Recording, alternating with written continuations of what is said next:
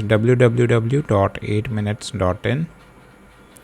We will go in the presentation mode.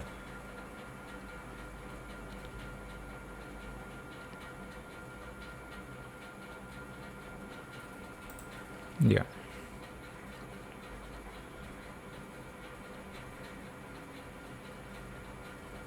Today's topic is how to approach venture capitalist. हमें venture capitalist को approach कैसे करना चाहिए as a startup.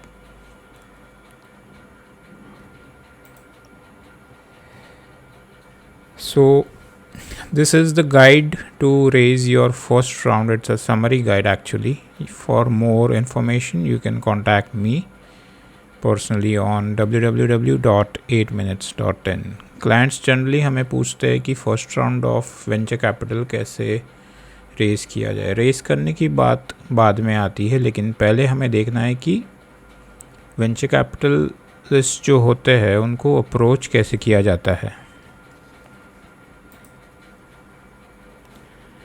First thing you have to decide yourself as a startup that are you ready for funding. हाँ जी, funding के लिए अगर आप रेडी हो तो फिर ही आप वेंचर कैपिटलिस्ट या वीसी फर्म्स या इन्वेस्टर्स को अप्रोच कीजिए. Do you have a reliable founder team? Do you have the intellectual property जो आपकी आईपी है, या आपने कोई सॉफ्टवेयर डेवलप किया हो या फिर कोई दूसरा प्रोडक्ट डेवलप हो रहा हो किसी डेवलपमेंट फेज़ में, तो उसका आईपी किया है कि नहीं रजिस्टर आपने. Have you developed a minimum viable product? And equally do you have a recurring revenue? ये भी सोचना है कि मुझे आगे जाके क्या करना है, मेरा विजन क्या है. What I am getting at is do you have what it takes. Yes, आप में तो वो चीज़ है, लेकिन क्या वेंचर कैपिटलिस्ट आप में विश्वास रखेंगे? While venture investors abound that like seed deals, you need to be ready. You might only get one shot. हाँ जी, एक ही मीटिंग में उनको डिसाइड करना होता है. जनरली 3 मीटिंग्स होती है. अगर वो आगे जाके कन्विंस होते हैं तो इन्वेस्टर्स अगर कन्विंस होते हैं तो आगे की मीटिंग्स होगी, नहीं तो first impression is the last impression. And therefore you have to make it count. Don't even go there until you have a story और team and some science of progress. यानी कि कोई ट्रैक्शन है अगर आपके स्टार्टअप का, या कोई स्केलेबिलिटी दिख रहा है, कोई रेवेन्यू अच्छा दिख रहा है, प्रोडक्ट या सर्विस का रिस्पॉन्स आ रहा है, फिर ही आप वीसी फंडिंग के बारे में सोच सकते हैं. इनिशियली आपको एक एडवाइजरी टीम की ज़रूरत होगी. फॉर्मल और इनफॉर्मल एडवाइज़र्स चलेंगे जिन्होंने पहले वीसी फर्म्स के साथ काम किया हो या पैसा उठाया हो वीसी से आपके इंडस्ट्री में. एक अटॉर्नी की ज़रूरत होगी, एक अकाउंटेंट की ज़रूरत होगी जो आपके रेवेन्यू और एक्सपेंसेस का प्रोजेक्शंस बनाएंगे 3 या 5 साल के लिए. You need advisory board members from the industry. दूसरे कंपनीज़ के बोर्ड मेंबर्स अगर आपके बोर्ड में आते हैं तो ये एक बेनिफिट रहता है.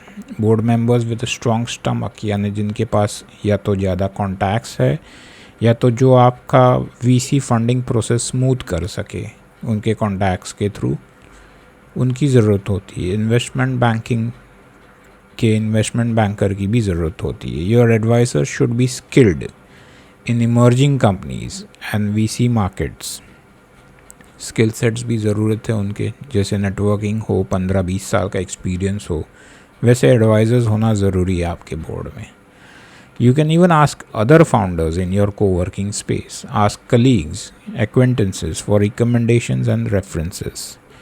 जैसे हमें पता है कि वीसी फर्म को अप्रोच करना आप डायरेक्टली अप्रोच नहीं कर सकते ईमेल या फिर फ़ोन कॉल से. You need recommendations and references जिनके थ्रू वीसीज आपको कांटेक्ट कर सकते हैं.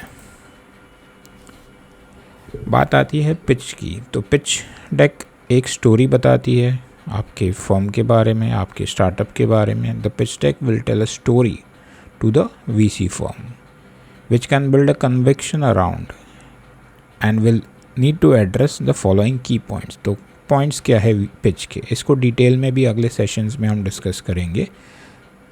तो पिच के क्या पार्ट्स होते हैं? पहला तो होता है प्रॉब्लम जिसके लिए आपका स्टार्टअप आपने इनकॉर्पोरेट किया है. दूसरा होता है solution, who are your customers आपके कस्टमर्स कौन होंगे जो आपका प्रोडक्ट या सर्विस अवेल करेंगे, and how will you find them, आपका मार्केटिंग स्ट्रैटेजी, ब्रांडिंग स्ट्रैटेजी क्या है।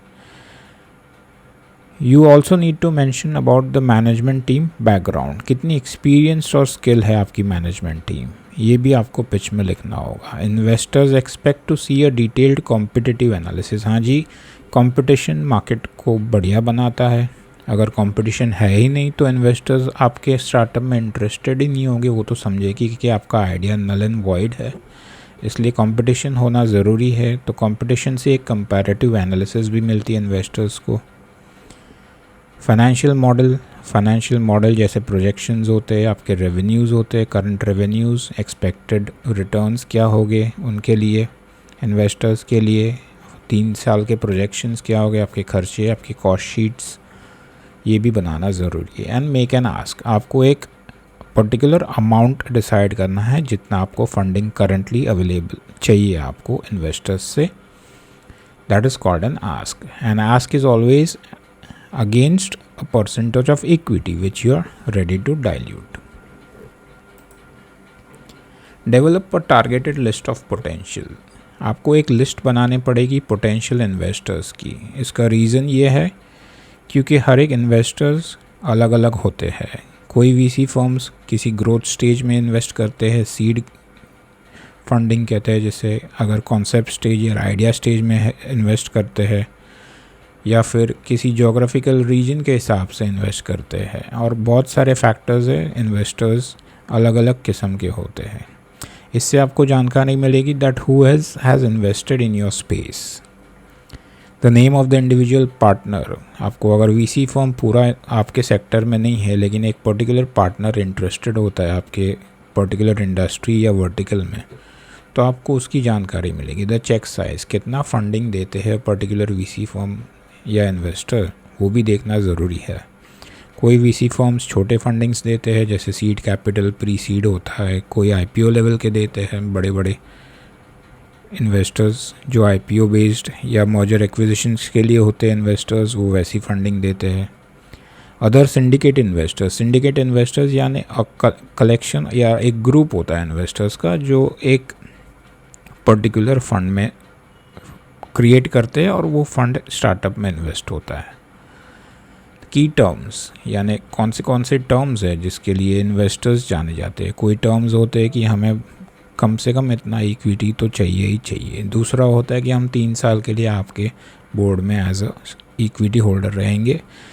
कोई टर्म्स होते हैं कि हमें ये मार्केट को ही कैप्चर करना है, दूसरे मार्केट में नहीं जाना है। अलग अलग स्टार्टअप के हिसाब से, अलग अलग प्रोडक्ट्स के हिसाब से और सर्विस के हिसाब से अलग अलग इन्वेस्टर्स होते हैं। तो इसका एक हमें targeted list of potential investor बनाना ज़रूरी है। तो इससे पता चलता है कि हमें उनके जब हम मिलेंगे तो वो इन्वेस्टर एपेटाइट क्या है। Again develop a theme from investors feedback and realign your approach. हो सकता है कि पहले आपने किसी इन्वेस्टर को अप्रोच किया हो, या तो उसके लिए आपको एक फीडबैक ज़रूरी है उन इन्वेस्टर्स के। उन्होंने आपको इग्नोर किया होगा, कभी मीटिंग किए बिना भी इग्नोर किया होगा। तो हमें ये देखना है why they ignore your startup without taking a meeting, और why they met you and decided not to take another meeting. एक मीटिंग में ही बात ख़त्म हो गई। तो एक फीडबैक लेना ज़रूरी होता है कि हम क्या इम्प्रूवमेंट्स करना ज़रूरी हो सकता है आपकी टीम में इम्प्रूवमेंट ज़रूरी हो, प्रोडक्ट डेवलपमेंट फेज़ अगर आधा हुआ हो तो पूरा प्रोडक्ट डेवलप नहीं हुआ हो, या सर्विस फैसिलिटीज़ जो है आपकी उसमें एक इम्प्रूवमेंट की ज़रूरत होती है। तो एरिया ऑफ इम्प्रूवमेंट्स ढूंढने के लिए आपको फीडबैक लेना ज़रूरी है। Make sure that you are recording the feedback. Themes एक डेवलप होगी, एक थीम यानी एक पर्टिकुलर थीम डेवलप होगी कि ये हमें चेंज करना है। Learn from them, revise your pitch with the benefit of the feedback. पूरा पिच भी रिवाइज कर सकना पड़े कभी कभी इन्वेस्टर फीडबैक के बाद। जैसे हमें पता है कि पिच करना यानी सिर्फ डेटा नहीं होता। It is not just a data science, it is a part of art also. Each interaction is an opportunity to get more interaction. अगर कोई इन्वेस्टर कहता है कि हमें इंटरेस्टेड नहीं है आपके स्टार्टअप में, तो हो सकता है कि वो एक रेफरल दे सके। Ask them for a referral to someone they think they might be interested. Perhaps they can introduce you to a potential customer or a partner. There's a value in each meeting. Be respectful for the time allotted. Investors बहुत ही busy किस्म के इंसान होते हैं, मतलब जैसे कि उनका टाइम वैल्यू करना बहुत ही ज़रूरी है. Be respectful of the time allotted. अगर आधे घंटे का पिच है तो आप 1 घंटे तक बोले जा रहे हो, ऐसा ना हो. या फिर आपको क्रिस्प रहना ज़रूरी है. जैसे कि एलिवेटर पिच भी आपका क्रिस्प होना चाहिए. एलिवेटर पिच वो पिच होता है जो एक 60 सेकेंड्स या 1.5 मिनट का भी हो सकता है, कम से कम मैक्सिमम वो 2 मिनट का रहेगा. प्रैक्टिस करना ज़रूरी है. कौन से भी पिच, या एलिवेटर पिच हो या ओरिजिनल पिच हो आपका पिच डेक, उसको प्रैक्टिस करना ज़रूरी है. मॉक करना ज़रूरी है अपने फ्रेंड्स, ऑडियंसेस के सामने, जो फ्रेंडली ऑडियंस है उनके सामने, जो आपके रिलेटिव्स है या पार्टनर्स है या एम्प्लॉयज़ है उनके सामने, आपको सीनियर एम्प्लॉयज़ यानी उनके सामने आपको आइडेंटिफाई करना है कि क्या वीकनेसेस है मेरे पिच डेक में, क्या पिच में वीकनेसेस है. एंड आपको क्वेश्चंस पूछने खुद से भी और दूसरों से भी क्वेश्चंस लेने की क्या क्वेश्चंस हो सकते हैं इन्वेस्टर्स जिस पे मना कर सके हमें फंडिंग देने के लिए या आगे की मीटिंग के लिए भी. So you have to continually refine your pitch until it is persuasive.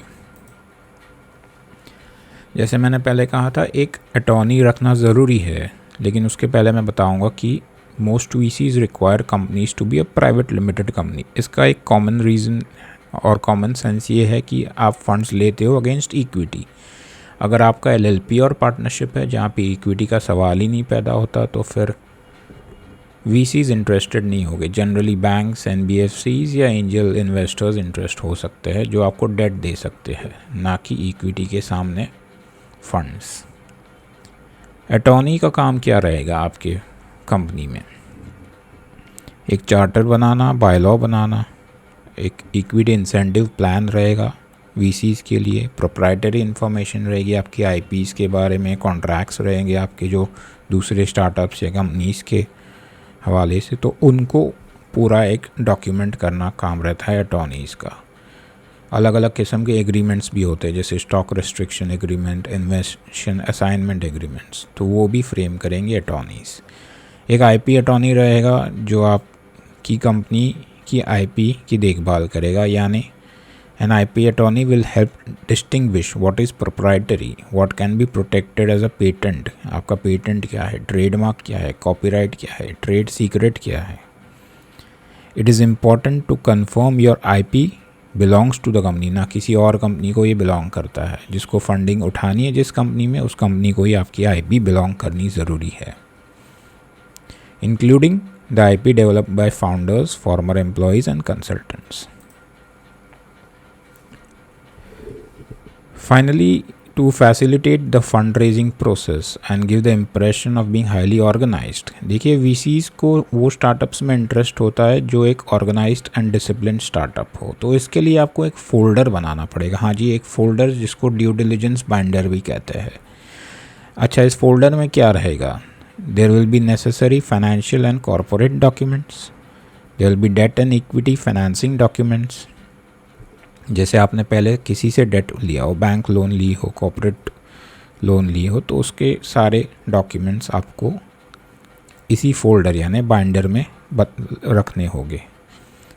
इसका रीज़न ये है क्योंकि कौन से भी VC पहले देखिएगा, ड्यू डिलिजेंस करेगा आपके स्टार्टअप के बारे में, तो उसको एक ऑर्गेनाइज्ड फॉर्म में अगर आप दे रहे हो, एक डिसिप्लिन फॉर्म में दे रहे हो ये फोल्डर, तो वो बहुत खुश यानी कि मतलब ऐसा नहीं कि वो फंडिंग दे देगा, बट उसका प्रोसेस एकदम सिंप्लिसिटी से आगे बढ़ेगा.